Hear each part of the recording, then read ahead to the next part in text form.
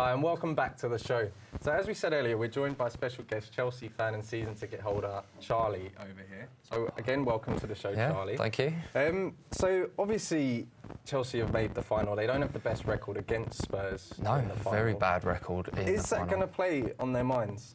I don't think so. I think you look at Mourinho's teams over the years, I think he's a massive factor in this final. His teams have always been very mentally tough.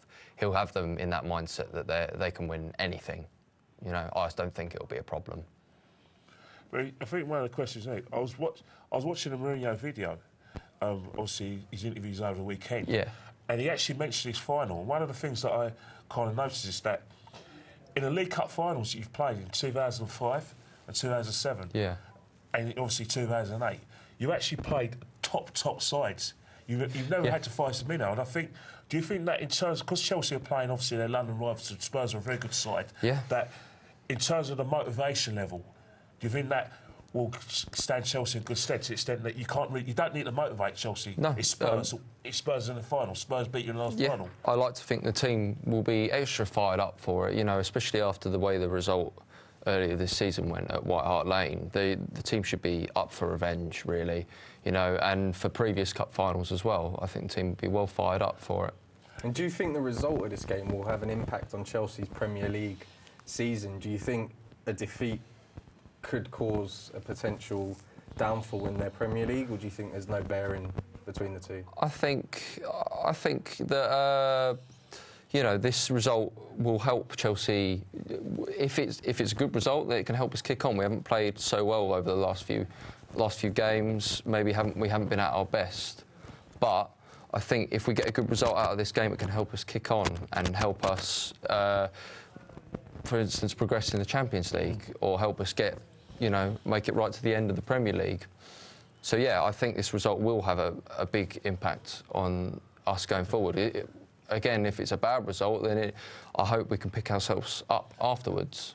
But the thing is, I'm sick and tired of people saying teams are not playing badly. So people say Man United are not playing badly. Yeah. But football's a results business. Yeah. And look at your results. Apart from your mental breakdown against Bradford. I can't think of any bad results you've had. People talk about performances, but at this stage of the season, where you're on a tough Christmas programme, where basically I'm against Christmas football anyway. That's another show anyway. Yeah. You're still churning out results. You haven't got any major injuries. Now, you're talking about results, but I recall a very recent game where Chelsea drew 1-1 with Burnley at home. So it's not a great... Down at 10 men, though. They were down at 10 men.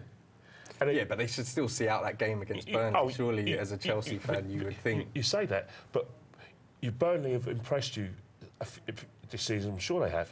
A couple of times. You watched them City away and they did OK, but you would expect Chelsea to win that game and win it comfortably, be it with 10 men for the last 25 minutes. It's a game that they should have won. I totally agree with you, but I think what's happening is that it's the cushions. They still got that cushion. Man City still need a couple of snookers, in order to, get it back level pegging. And I still think that, though Chelsea's not playing well, a serious team, which they are still getting the results.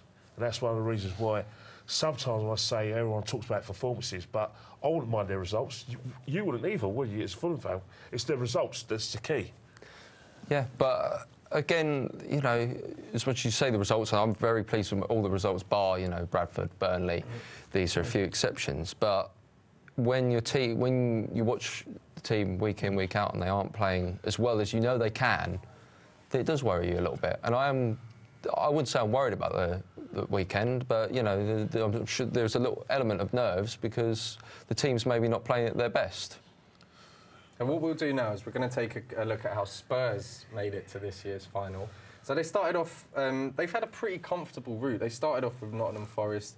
They seem to have had all draws at home against lower league opposition, apart from the quarterfinals against Newcastle, which ironically was their best result of the whole competition. So it has been a relatively straightforward route, although they did make the semi-final a little bit difficult for themselves. Everyone talks about the Nottingham Forest game, and you said they took a clear route. I actually watched the game, and Forest went 1-0 up.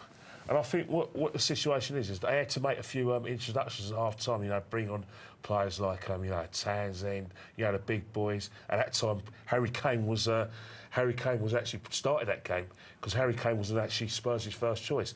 But I think one of the things that I noticed about that game was the introduction of Ryan Mason. I mean, that's when I'm not sure he came as substitute, but I think he actually made his first start during that game. Because I know the North London derby was three days later because he had such an impact in that game. He played against Arsenal at the Emirates, and I thought everyone talks about his low leagues and everything, but I think one of the keys to these matches is the emergence of players. And I think when you look at Spurs' path through the up to the final, the two players kind of emerged for me: Harry Kane and Ryan Mason. In that respect, and obviously we talk about the game at Sheffield United. I think they made heavy weather of it, but again, when you've got a player like Christian Eriksen, he can win games out of nothing. So let's have a little talk about a possible lineup for Chelsea, and we can't do that without talking about Matic and what happened to him. Yeah, so... Now, in your opinion as a Chelsea fan, will the FA right to uphold his ban? I know it's gone from 3 games to 2 after an appeal. I think... But it still means he misses the final. Yeah, I think once he jumps up in the way he does and he raises his hands, it's against the laws of the game. You can't do it. And he's been sent off. And I never thought the FA... I didn't even think they'd drop the ban. But, they've dropped it to 2. I suppose we could be thankful for that. I mean, I had my fingers crossed. Well, the one thing I was hoping for was that because Barnes didn't receive any punishment, I thought they might have gone, well, Matic doesn't deserve to receive any punishment either. But, they can't... It's right in front of the referee. So the ref supposedly he saw the tackle and he didn't deem it to be a foul. No. You mean, I know this is a Carling Cup final special, but I don't know in this day and age how he can miss something. No. He's got over. It's an over-the-top tackle, which is basically didn't even hit a shin pad. He actually hit a limb. And he didn't see it? Yeah.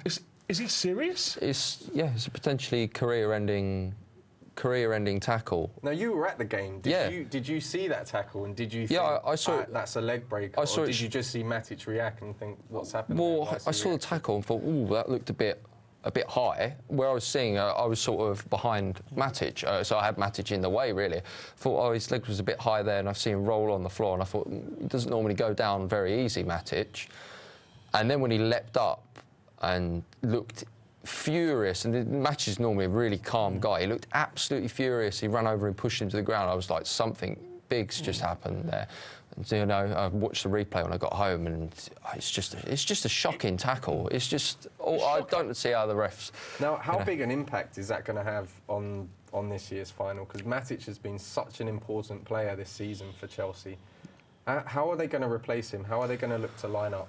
It's going to be interesting because, as you say, Matic has been very, very important for us in central midfield because, obviously, where Fabregas is more attacking-minded, Matic moves in to cover him defensively. And John Obi Mikel, who does the same job but maybe doesn't go forward as much as Matic, is out injured. So the only senior player option we have is Ramirez, which... I'm not sure that works as a central midfield pairing, but I think it's one of the only things to rely on. The only other option is, of course, is to bring through one of the youth players like Nathan Ake or Ruben Loftus-Cheek. I mean, Ake's played for the first team a few times.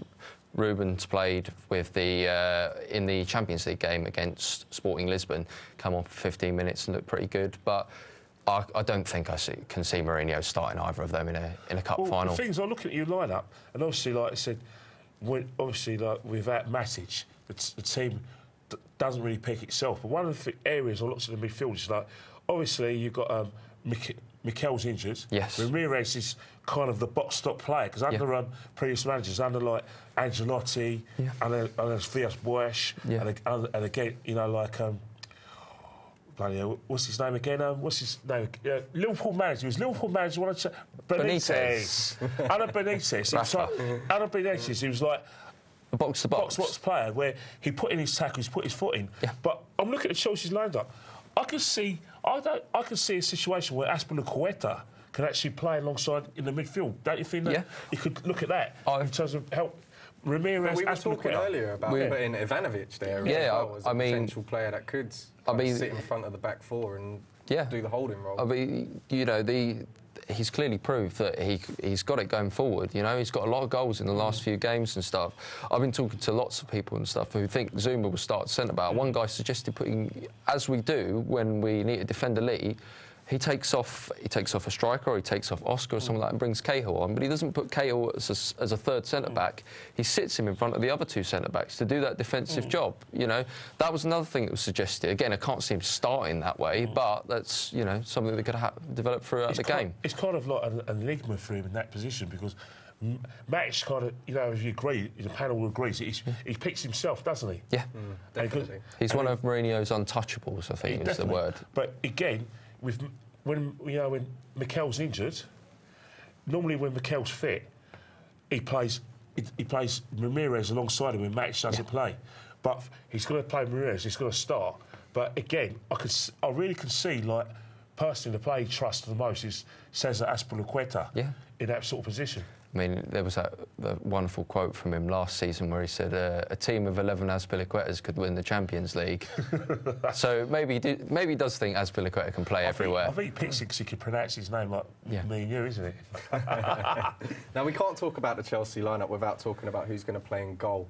Now, as we said, I think a week or two ago, that it's selfish of Chelsea to have two of the best goalkeepers in the world right now. Selfish? It's greedy. And try and rotate between the two. Now, obviously, Petr Cech played the first 3 rounds and Courtois played the semi-finals. Who do you think he's going to go with on Sunday and why?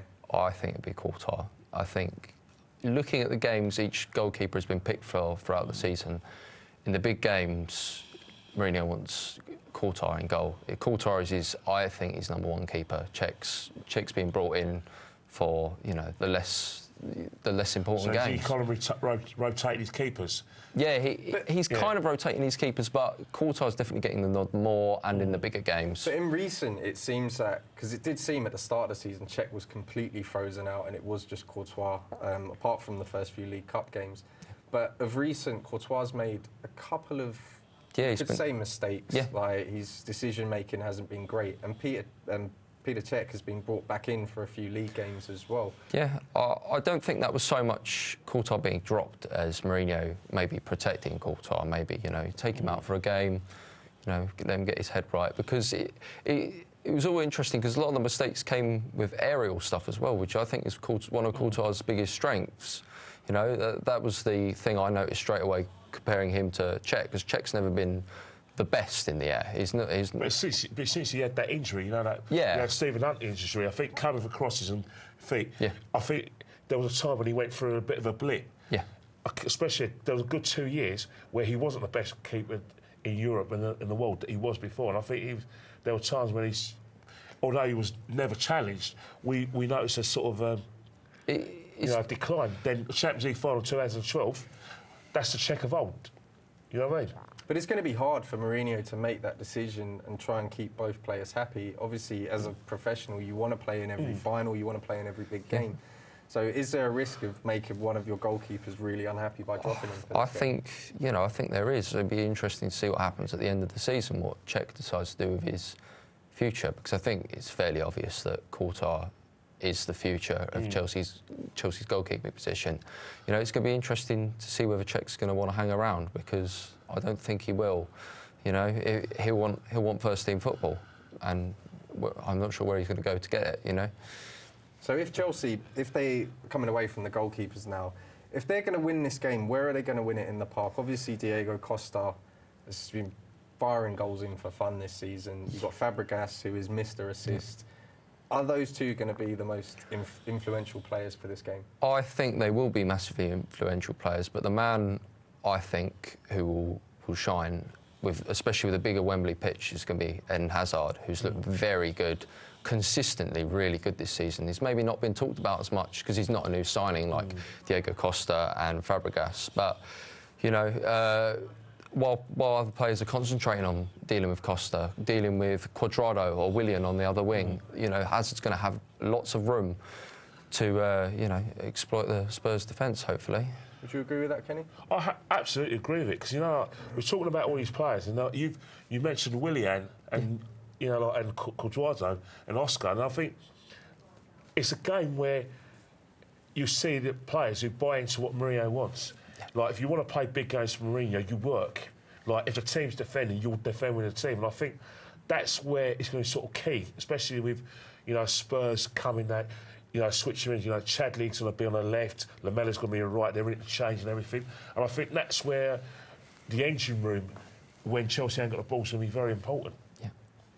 And then we'll talk quickly about, obviously, Spurs as well. How important was their game tonight in terms of they've gone to Fiorentina, they've lost 2-0, so they're now out of the Europa League. They don't have this week's grace that Chelsea have had. They've got a game on Sunday, arguably their biggest game of the season. How important was that game tonight, obviously being away from home? They haven't come back from games in the Europa League and done well over this season. Is that going to be a factor as well? Chelsea are rested and Tottenham have got a flight back from Italy and just a couple of days to prepare for this game. Yeah, sort of cut in at the time, but I'm looking at the situation regarding that. I think what Pochettino's done, he's actually kept keeping them in Italy to the extent that they'll have that sort of travel, you know, like the game's just finished now, they're not going to travel back to London. He's keeping them there for a couple of days and actually travelling back on a Saturday. So that tomorrow, you know, in their sort of training, they're actually going to be a training session in Italy. So in terms of the travel, they're not going to they're going to have a bit of a rest. So in that respect, how Spurs play today, I understand that you played a sort of, you know, mismatch for a line-up. So Harry Kane didn't start, Sodalo started. We can all agree that Harry Kane's going to start in the final. Yeah. So in terms of how to say it wouldn't have that much of an effect, because I think in terms of how Tottenham play, I think because by having, as Chris mentioned, he mentioned the double training sessions. I think the double training sessions were all about sort of the, you know, games on Thursday. So I think in that respect, I don't think it'll have no effect at all. Well, we'll talk a bit more about the Spurs lineup and how we think they're going to play. But we'll just go to a quick break now. So join us after this break, where we're joined by another special guest.